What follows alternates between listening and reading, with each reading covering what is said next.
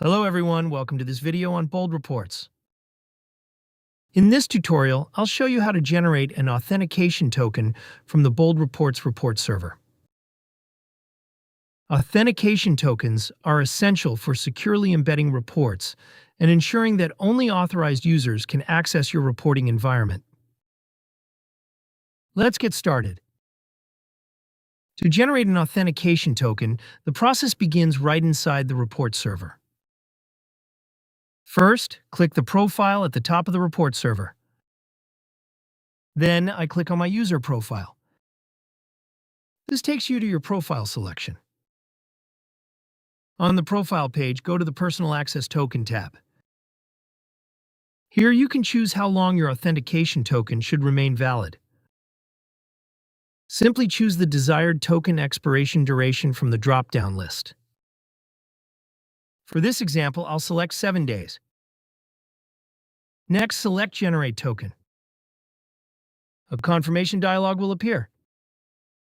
Select Yes to proceed. Once confirmed, a new authentication token is generated instantly. Let's copy this token. This token can be used for embedding reports or accessing authorized resources in your Bold Reports environment. To confirm this, I'll show you how to embed a report from the report server in a JavaScript application and use the generated access token to access the report. Create a new folder and name it JS Report Viewer. Then open the folder in Visual Studio Code. Then create a new HTML file, name it index.html, and add the code.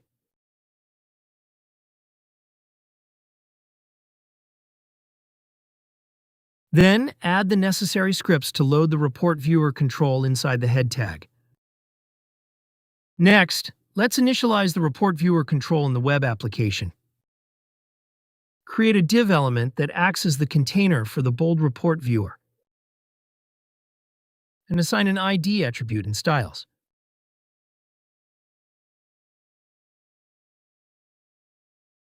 The ID attribute specifies the unique name for the HTML element, so I'll assign the value viewer for this example.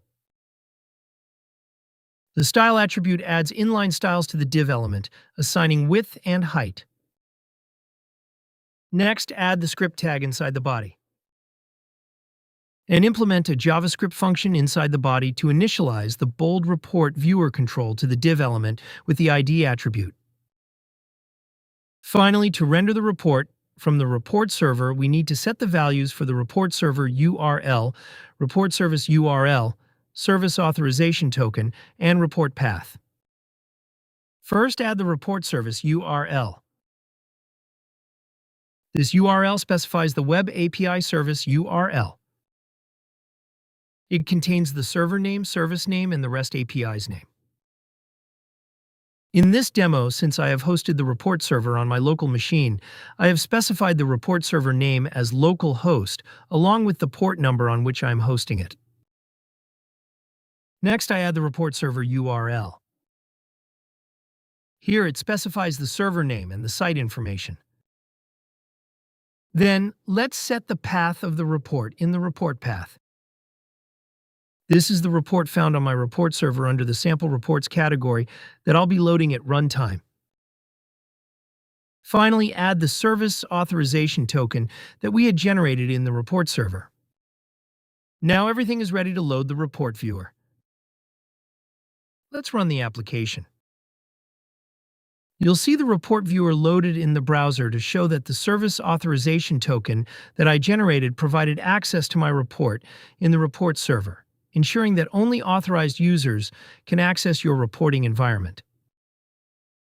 In this video, I've shown you how to generate an authentication token from the report server in Bold Reports and use it in my JavaScript application. Thanks for watching.